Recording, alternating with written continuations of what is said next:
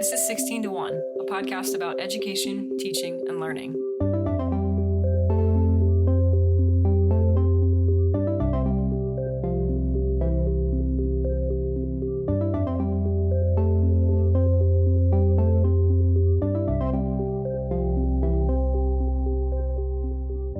Hola.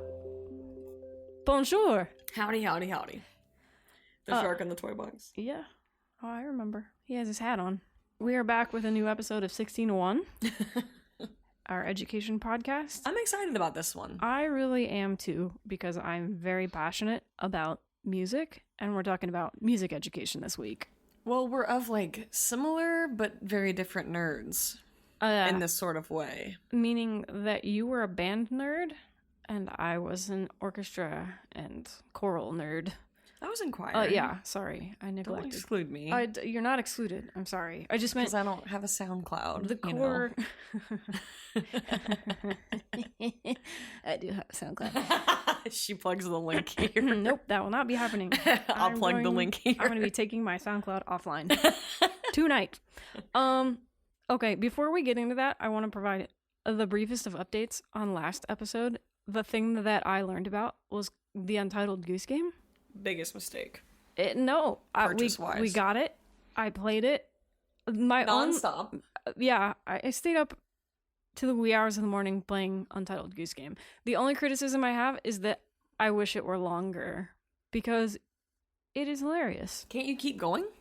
You can reload the game and play kind of with harder challenges and such, but why don't you do that?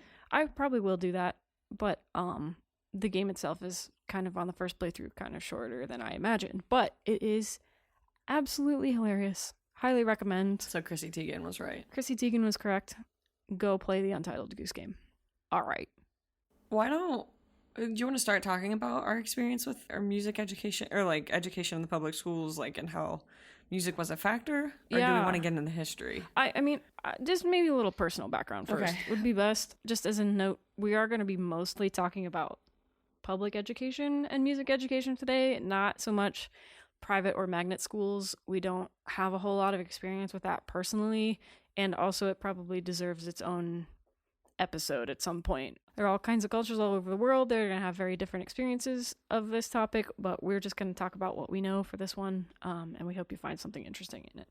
So just to kind of gloss, I come from a very musical family. My grandma was a professional... The Von Trapps of Southeastern Ohio. The Southeastern Ohio Von Trapp family. Minus the Nazis. No Nazis. My grandmother is a professional organist. I grew up, with piano lessons and church choirs and all kinds of singing. This is an understatement to your family's musical talent. Your aunt plays the flute? Yes. A flautist? Yes. My dad played the cello in school, which is what I picked up because I wanted to be like my dad. Your sister was named for a band instrument? What? The clarinet! Oh, Claire. Yeah, no, she wasn't.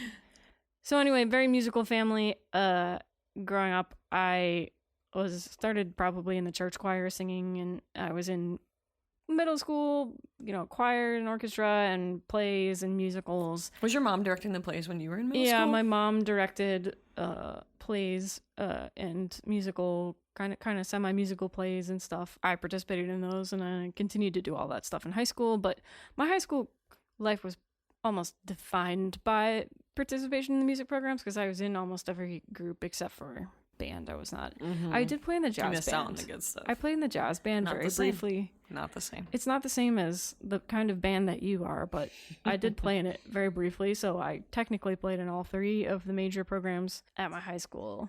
I want to note that this high school is kind of atypical of high schools in the area, public schools in the area, in its kind of robust music program. We have a steel drum band. Yeah. How cool is that? It is very cool. It's my favorite thing when they play. And I love hearing them. Tons of kids participate in the music program, and we have 3 full-time music faculty who split time between the middle school and the high school. But we are lucky that way. I would say most of the programs around here are shrinking or vanishing. So I did feel really lucky to get to participate in music in the ways that I did growing up. In college, every student at my school was required to do, I guess, 2 years worth of music education type courses.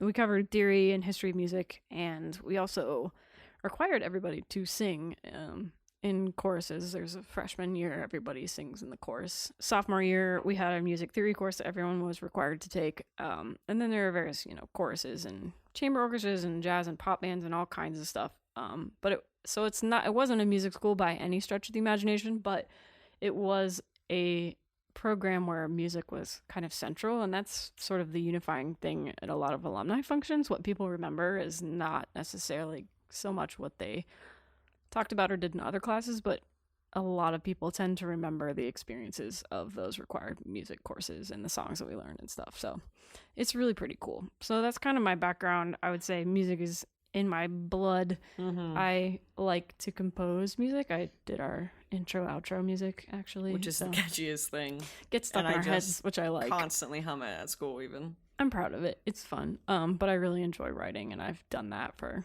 quite a while now. So that's my background. Why don't you talk a little bit about you? Well, ours really, I don't know. I have a hard time because you had an orchestra, and that was never, as far as I can tell, from my home high school that we had. I can think of a couple of local schools that maybe had a large enough population for that. But my home high school, I'm going to start with this. I'm adopted. And this is only important in that I managed somehow from whoever I'm from to get some sort of musical ability, at least enough to be a decent percussionist. My parents, who raised me, are not at all. And now my dad loves music. I mean, we all love music. So music has been a central part of our home, but not in the way that it was for yours. But it's been a part of our lives. And it's sort of shaped me still because we've always gone to see concerts, and I still go see concerts. So I feel like that has been big for my music education, maybe, was that it was always on. Whatever it was on in the house. But in 5th grade, my parents were very like, you're not going to be in the band, because I played sports. I was like, no, I'm going to be a drummer. I was like bound and determined. In my heart, I was a drummer. My mom was like, maybe the flute or the clarinet, because they're small and light, and I had to like ride the bus. And so at that time, you had like that big backpack that had a little baby xylophone in it and a snare drum. It was heavy. My mom tried to make me play the violin, instead of the cello, for the same reasons. Yeah. So basically the same thing. Mom was like, a flute. No. My dad was like, a trumpet. No. So I was supposed to list like 3 things. My list was 1, drums. There was no other list. So I went to like the 5th grade fitting, and it was that. I was in choir. I don't really like value. I don't know. I feel like growing up saying you're in choir like isn't that interesting for me, at least, but I also can't sing like Chelsea does. So her experience in singing in choir is very different than mine, because I was just filling the alto section when we had very few of them in high school. But our marching band was really where it was at. We had more than 100 people in it. I was a snare drummer, and I loved it. Looking back now as a one-time 3-sport athlete, 2 reconstructive knee surgeries, like band, drama, which I consider part of the music program as well. They're what I look back and like value the most. And I would also say that those teachers are of still great importance to me, and that I value them so much more than I do some of the coaches even, which are not to say they're not important, but that's just how important it was for me. But we had a marching band of more than 100 people all 4 years. That was my whole life. And I was really fortunate. We had a great choir teacher, and we had a drama teacher. In our drama department, we did 2 shows every year. So by the time that I left high school, I'd done 8 shows as a high schooler, 9 if you count the time I was a singing flower in The Wizard of Oz as an 8th grader. There are photos that not go with this, but I feel so fortunate to have gotten that experience and to see what that did for me. I learned more about myself, I think, is that. In college, I was forced to take, I think it was probably called world music. I don't recommend it. Chelsea loves the story and I hate the story, but the only thing that really defined that class for me that I was required to take to fill a music credit was that the professor at one point turned on a 22-minute didgeridoo solo and walked out and left us just sitting there listening to 22 minutes of the didgeridoo, which I didn't know was possible. Also, I'd never really seen didgeridoos do anything other than like be at a soccer game. I think that would require a lot of breath. Well, yes. A 22-minute It was horrible. didgeridoo. And we actually couldn't believe what was happening. So someone in the class ran up and looked and was like, it's 22 minutes. And we all just like put our heads down because we were no. like, what? So I don't think I gained anything, needless to say, in my college experience. But I mean, music is a big part of our life still. I guess for me, it's more in my consumption of it, maybe. I always have music on. We have a record player. We're working on a record collection. I turn on Fleetwood Mac for my students, and I force them into the Church of Stevie Nicks every day. So I think that even though we come by very different ways of music, and like a lot of people are like, oh, percussionists aren't musicians in the same way that like Chelsea's cello and things like that are, but it's such a big part of my life even still, and it's one of the things that I love most. So it's hard to see schools suffering when they don't have the programs or the funds to support it. So like my home high school, it took us years to fundraise the money to get new band uniforms. And the band uniforms that I wore were still being worn like 2 years ago. And they were like 25 years we used these wool uniforms. Our drama department relied heavily on boosters, and we funded ourselves with everything as far as like putting up. I mean, we had a whole fly system. Like our stage and our theater is just incredible considered what other high schools have. But yeah, it wasn't easy. That's one thing we didn't have as a but dedicated... you guys have a really nice facility you get to use, but it does cost. Right. We don't have our own dedicated performing arts facility. We do stuff in the gym and in the auditoria or cafetorium or whatever horrible word very people use called. For that performing space that isn't really a performing space, but it sufficed. And but I think my experience was consistent with yours in that our drama and band and orchestra teachers had to a big part of their job was tracking down funding for their programs. Mm-hmm. It still is. Yeah, absolutely. I think it's becoming more so. No, I think so. When I was in middle school, we went through a pay to play situation because we couldn't pass a levy. Right. So I think it was like $250 for every sport, and band was included in that for every single person. So numbers dropped, obviously. Mm-hmm. But we saw, a decline in those things. In sports too, not just music, but it also affected, sports teams. But like I said, like our drama boosters we worked our butts off to fundraise, to go to New York, to put on shows. Like you had to pay for the rights for this music. Like we did Disney stuff. You know what I mean? Like it's not cheap putting on these events. And so you rely really heavily on support of ticket sales, of people to put their butts in the seat and watch you. And luckily, we're not in that place anymore. And I don't know, it's just hard. Like that's what frustrates me so much now is like, the school I work at, which is where Chelsea graduated from, like they're so dependent on what you donate when you go to a show, or if you buy an apple pie at Thanksgiving to help support the band, or they sell candles or whatever. Like I hate to see them suffering, but I'm happy to see them make to make it work so that they do survive. Mm-hmm. Yeah. It is a really robust music program. And I mean, like I said, I was in many of the musical groups. We had a show choir. I was in that, and a strolling strings group, which was the kind of show choir version for the orchestra. We had some really fun times on trips and doing different kinds of performances, and Christmas season was always hectic because we were performing pretty much every evening for one of the groups. So it was a lot. It was really kind of a defining aspect of my growing up. So let's talk a little bit about the history of music education, at least in America. There are a bunch, there are rich histories of other cultures that probably deserve their own episodes of this, but we're kind of just going to trace our own lineage here because it's what we're familiar with. So, so you keep mentioning Pythagoras, which is funny. It sticks out on a piece of paper. Yeah. So they're actually, there are musical notations in cuneiform that way predate this, but Pythagoras is sort of where I'm just going to start it, because he talks about,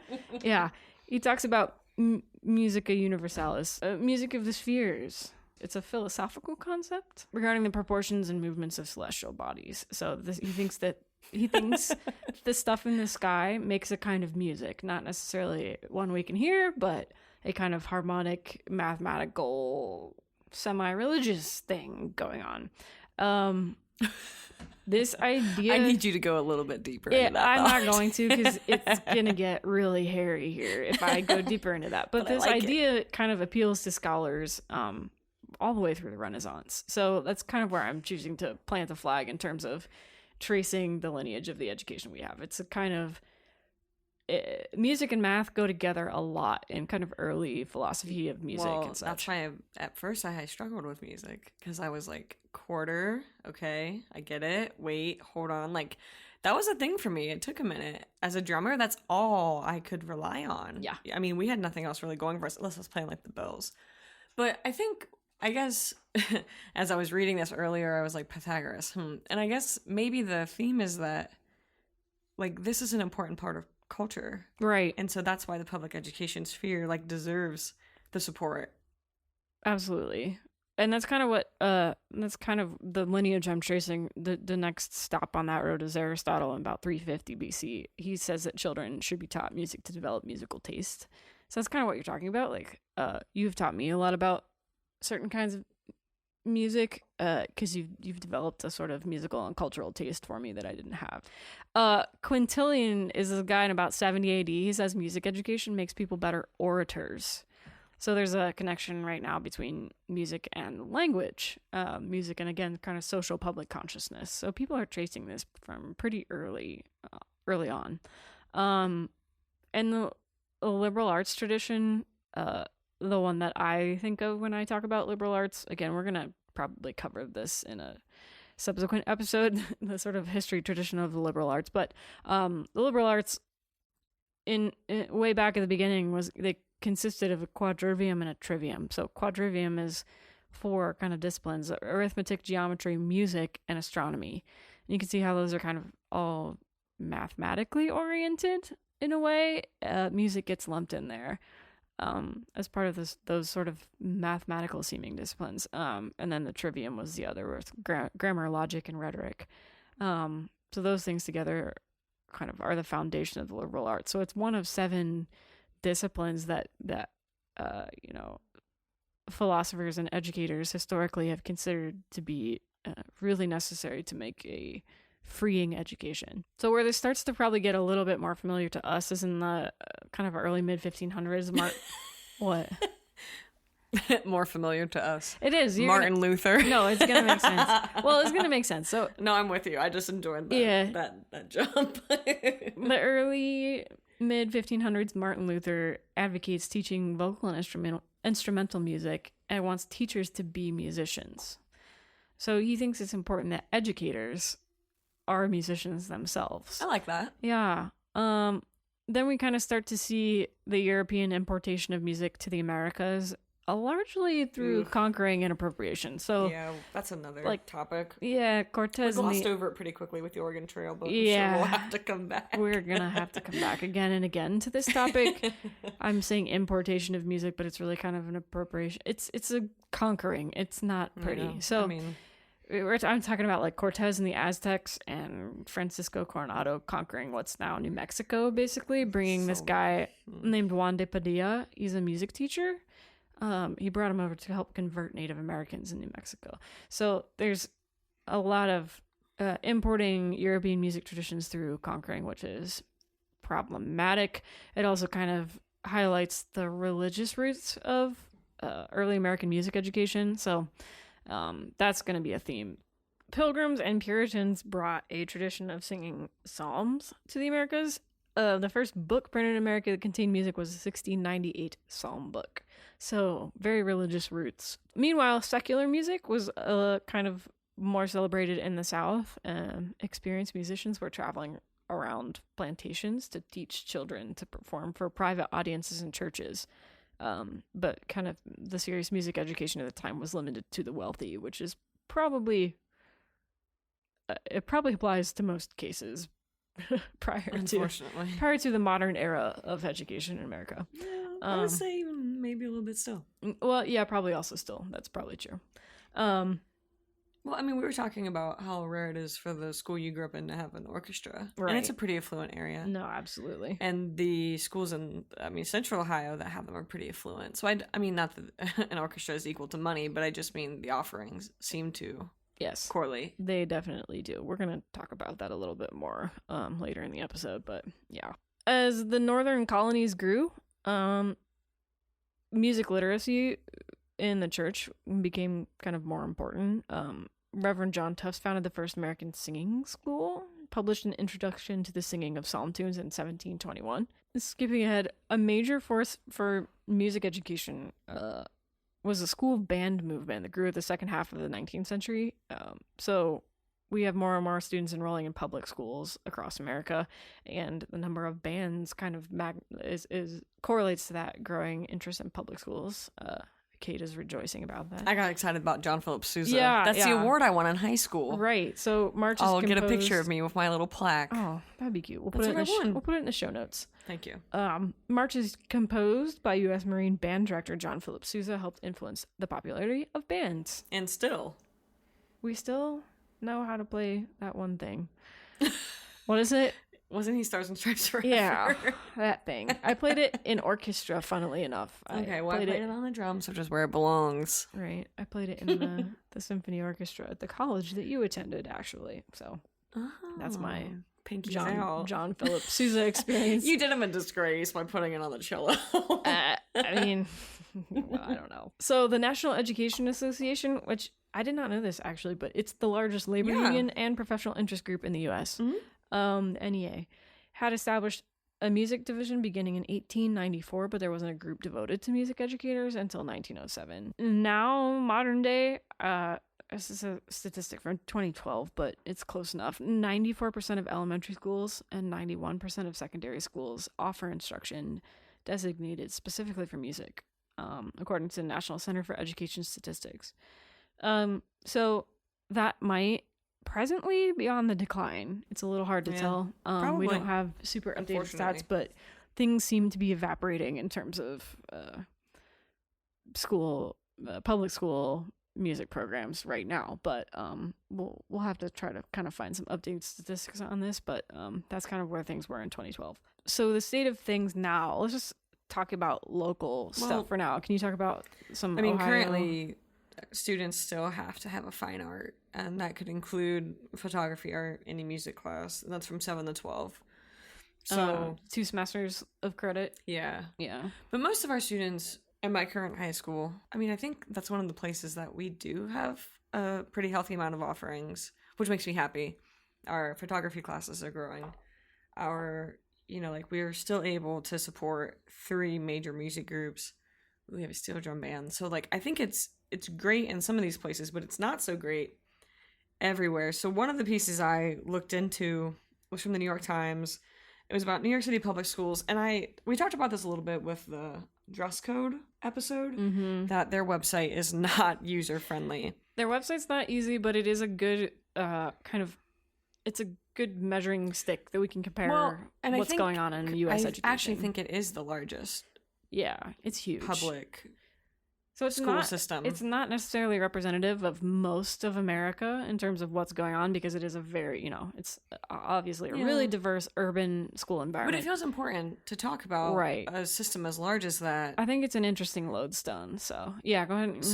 And this is coming from the Times article. It's from May of 2018. It doesn't really get more current than this, unfortunately, because, it's probably on a year-by-year basis based on availability, employability, all of those types of things. But they did say that between 2002 and 2013, New York City closed 69 high schools, most of them large with thousands of students, and they were replaced with smaller new schools. Academically, the graduation rate increased from 37% to 81%. That's a big deal. It's huge in these areas where large campuses were closed and smaller ones open, which makes sense because, anytime you feel like you're getting more one-on-one time, you're bound to make more connections and... it's more individualized learning. It's important. Ratio. Sure. Closer to 16-1. So the article, the article goes on to say that while this is good, the downsizing did impact the music programs, which no longer had the large populations to support their groups. And it was quoted directly. It says a 2012 analysis of a longitudinal study found that 8th graders who had been involved in the arts had higher test scores in science and writing than their counterparts, while high school students who earned arts credits had higher overall GPAs and were far more likely to graduate and attend college. Of 59 small schools on 12 campuses that formerly housed large comprehensive high schools, they only have 18. Only 18 of those have a full-time music teacher of 59. Wow. And many of those, the only classes offered are music survey courses like general music, or instruction specifically in piano or guitar. Or our computer classes where students learn music production software, which I think is kind of cool, except for they're still only servicing 18. 18 teachers worth, I should say.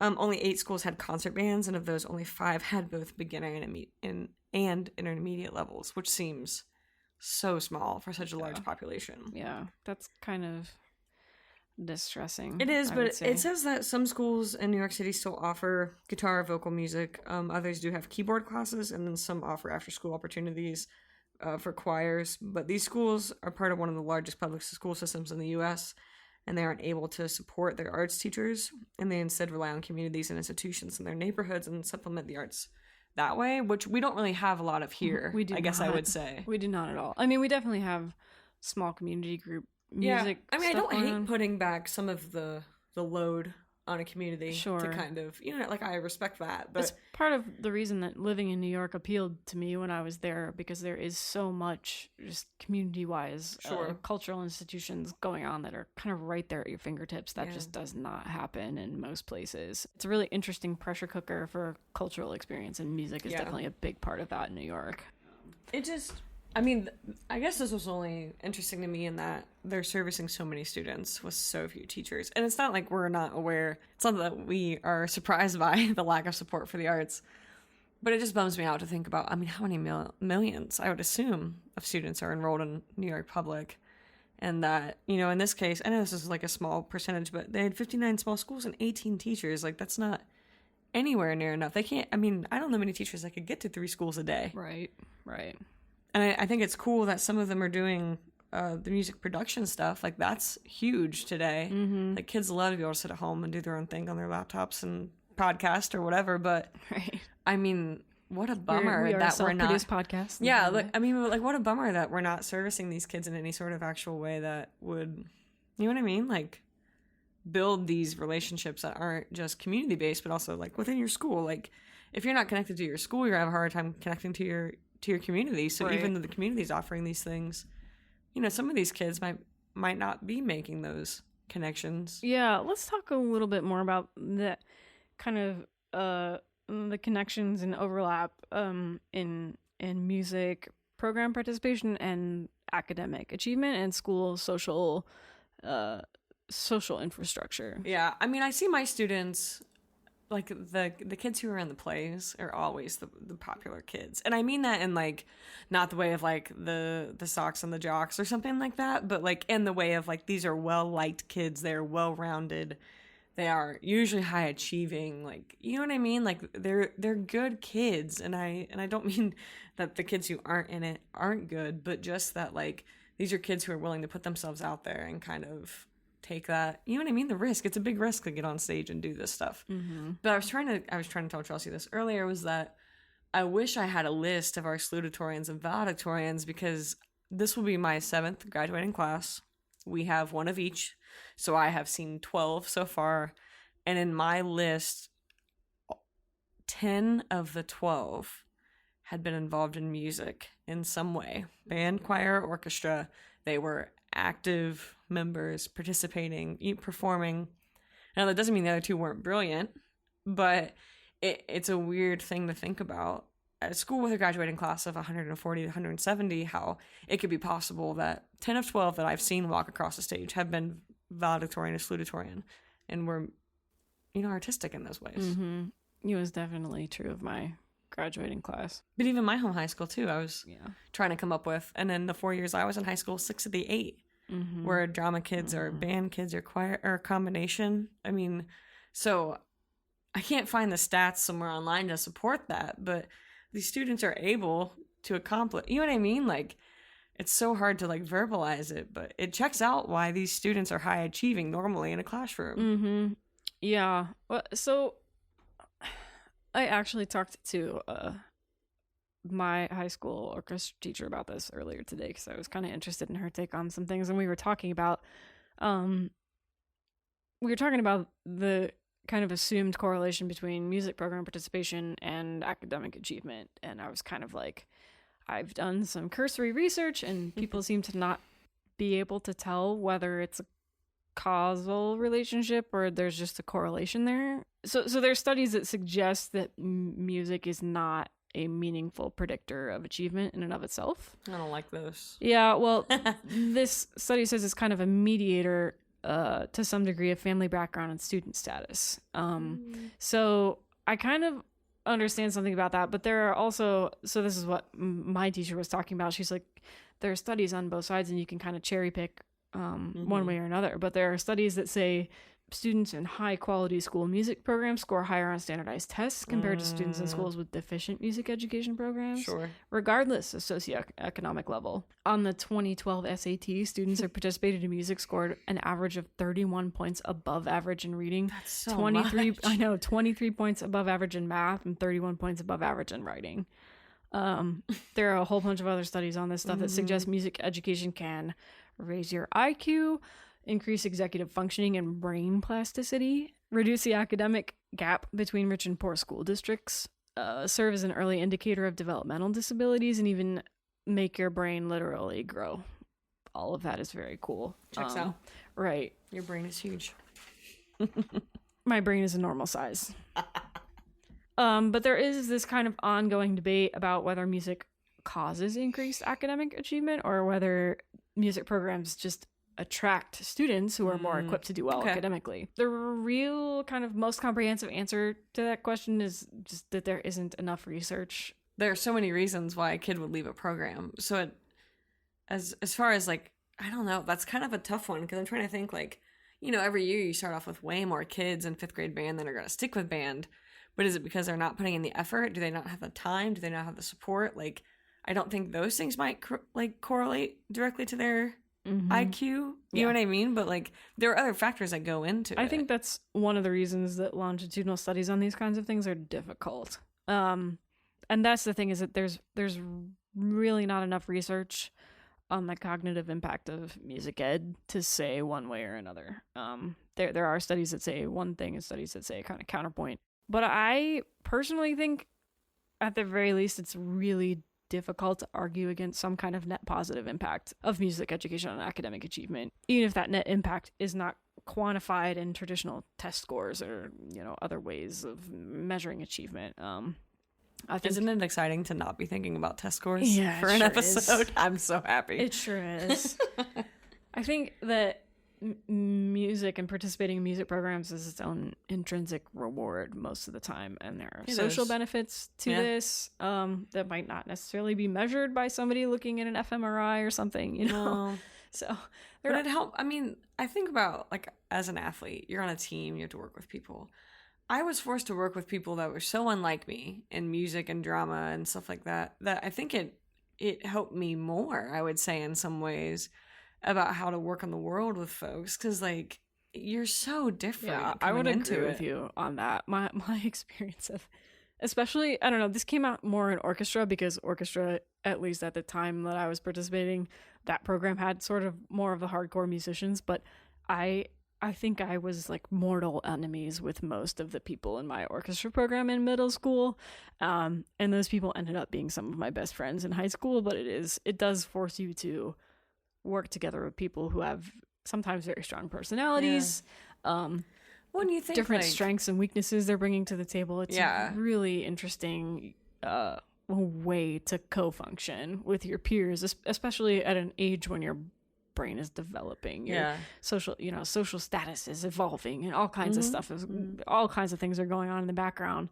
that make coexistence difficult. But I mean, I think about it in terms of like, I was a softball coach and I played basketball. There are 5 starters on a basketball team. There are 9 starters on a softball team. But in the band, you had 100 and, like, for me, in my marching band, we had, you know, I think at one point we probably had 15 trumpets that were all vying for first and second. Like, you know what I mean? Like, you're exposed to such a different kind of, like, group of people to try to work together. And at the same, like, you still have to have the same goal, right? Like, you still want to work together to make the band sound good because that's what reflects on you. Or, like, for your case in cello, you know what I mean? Like, or an orchestra. Like, I hear my students all the time talking about first chair and second chair. And, like, it means something to them. But it forces them to work with people that they might not like or who maybe are better than them. And I think that's so important. Like, I don't think athletes are always challenged in those ways. We talked about this a little bit before, but these music programs, even the ones we participated in, are often, for some reason that baffles me, they're often some of the first programs to be cut when districts are doing belt buckling efforts, downsizing, right? For sure. So they make these cuts with pretty much no attention to the research on the benefits of music education. People think music is a frill and add on a kind of nicety that's not necessary.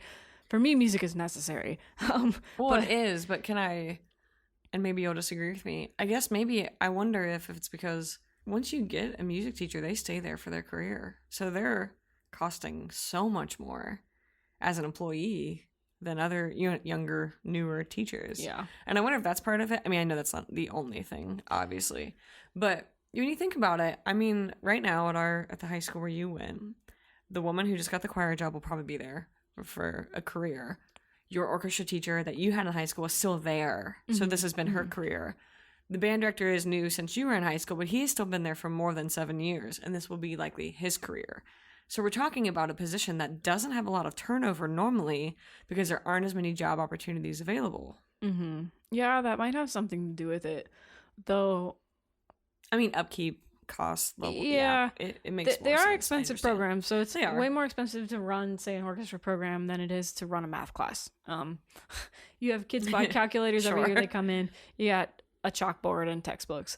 With orchestra, you're talking about multi-$1,000 instruments. So how do we support them? How do we keep them in schools? What are we doing right? What are we doing wrong? Like, where do we... So I think, like we said, fundraising is a big part of the job of music educators in public schools right now. There are also these... there are a lot of foundations giving money to music programs. Yeah, one of the programs is... Well, I found this because I love Glee. I'm going to be very honest. Mm-hmm. High school Katie... College Katie, loved Glee. Still love Glee. But there's this is amazing. It's called the Give a Note Foundation. It was established with an initial $1 million investment from 20th Century Fox, Glee, and Ryan Murphy in partnership with the National Association for Music Education. It was a response to growing student interest and involvement with school music programs and national budget cuts, obviously, in public schools for the arts, which is kind of the heart of what we're talking about here. Mm-hmm. And it's given more than $1 million in grants to more than 50,000 students. That has affected or impacted 50,000 students. So this Give a Note Foundation does a lot, it seems, in trying to support this.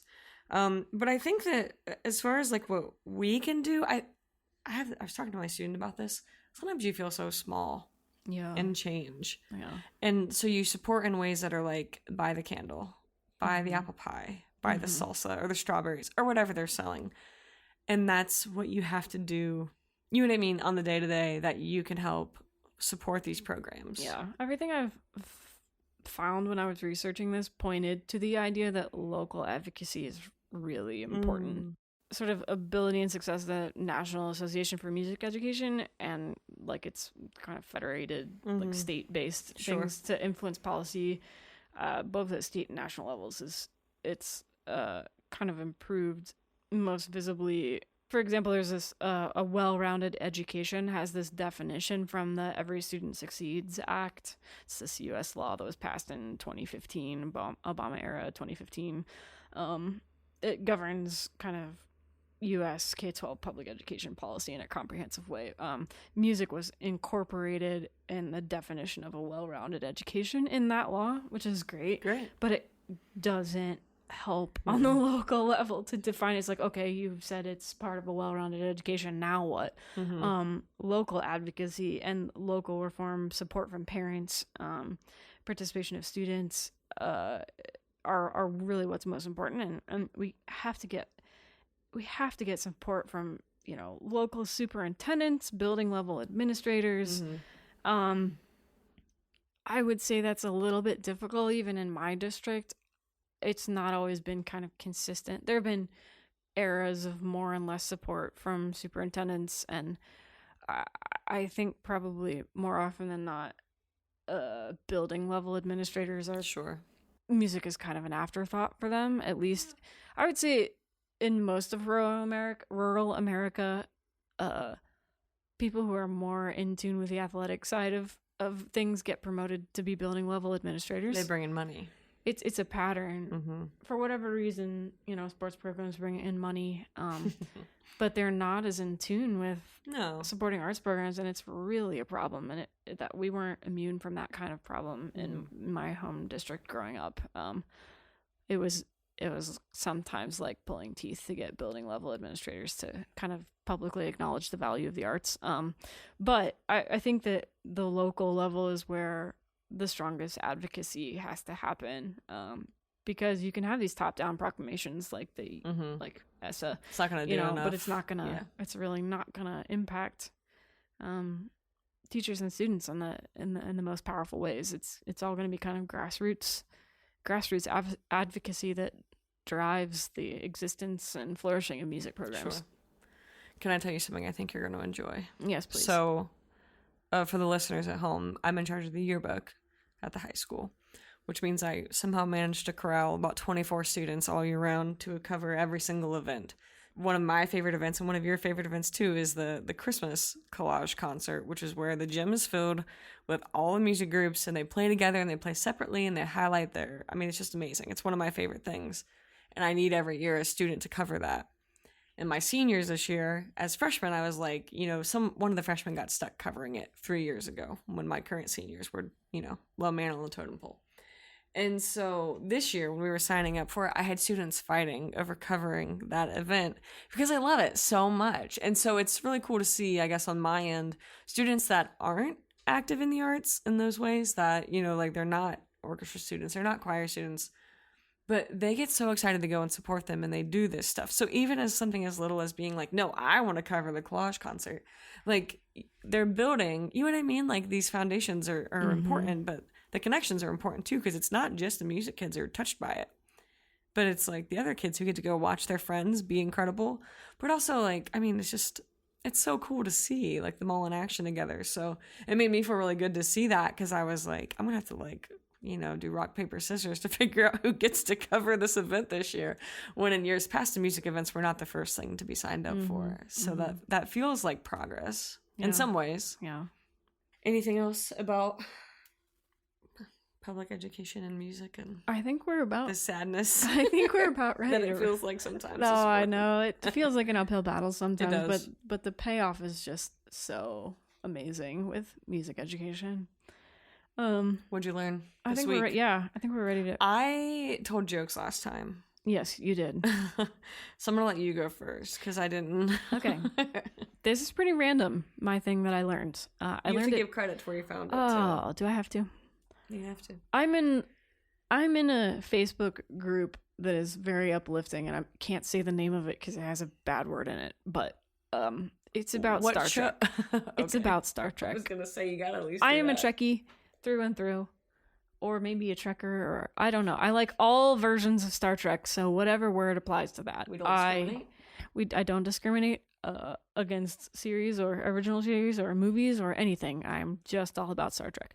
So I'm in this Facebook group, and it's very funny, and people post funny memes and such. And somebody shared a piece of jewelry in this group that was Star Trek themed. It was a ring, and it had stuff on it, whatever. But now you're shying away from the fandom. It had the insignia, the Starfleet insignia, and the combat shape, basically. There we go. Thank you. On the ring. But the ring was made of tungsten. And somebody in the comments was like, I really love this ring, but I'm not going to get it because they can't be cut off in the case of a medical emergency. And I was like, okay, first of all, it had never occurred to me that you would ever have to cut off a ring in the case of a medical emergency, but it's a very popular thing that people have to, it's a thing that many people do have to face. I think Jimmy Fallon a couple of years ago. Yeah, he almost lost his finger because he fell. He fell and his ring got caught on something. So it's bad. Wedding ring. It's I had a friend bad. from school who almost exactly the same thing. Bad things They fell can out happen. of their tree stand. Oof. And that's what caught them. Oof. True story. Oof. Oh. I know. You don't think about it till you're hanging somewhere no. by your ring. Oh no. That's very upsetting. So anyway, you have to sometimes cut off rings because of medical emergencies. And you can't cut off tungsten rings because they are the hardest metal used in jewelry making.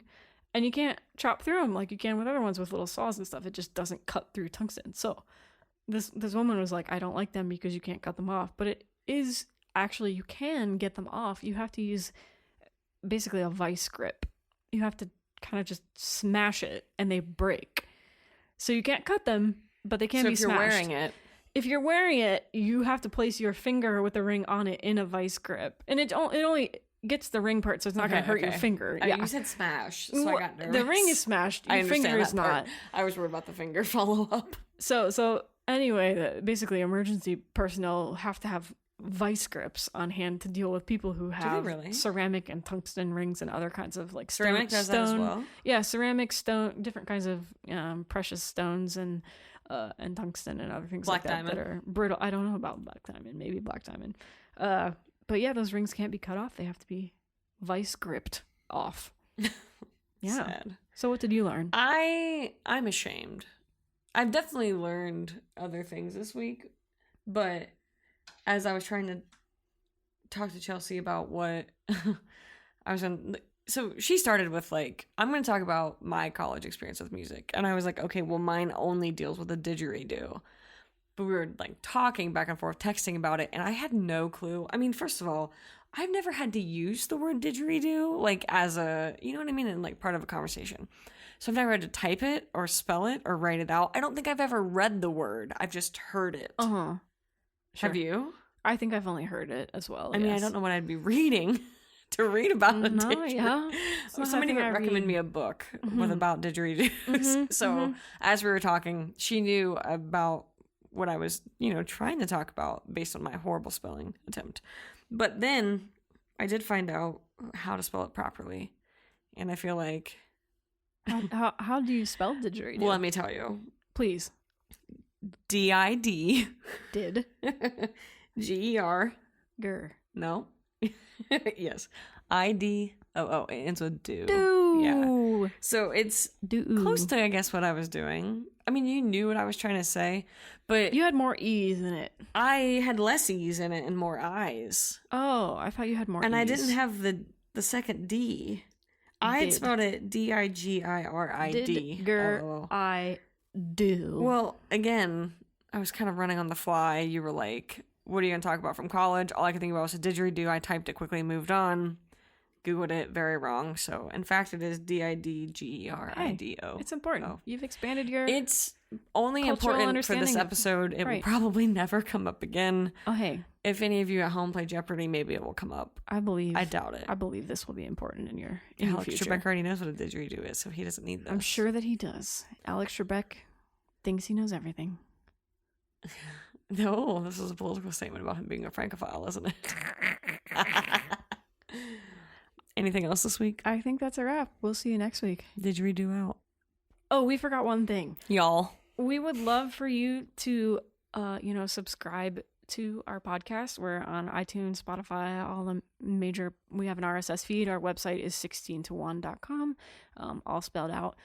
You can find episodes there. So if you wouldn't mind giving us a rating, we would love that. We're trying to start to promote the podcast a little bit. And I'm trying to be a stay-at-home dog mom and a public education teacher. Like, I don't make enough to try to save to support my dog on her looks alone. We have big aspirations for the podcast. So, like, subscribe, share it with your friends. Let us know. Contact us at our website. We're on Twitter at 16to1 podcast. So if you want to follow us on any of those channels, we'd appreciate it. And we will talk to you next week. Bye. Bye.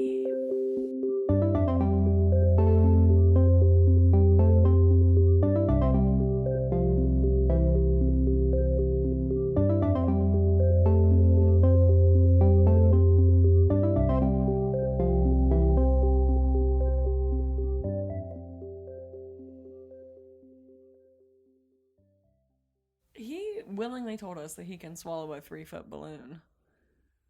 That's very upsetting. And, I mean, there was nothing good that came from that.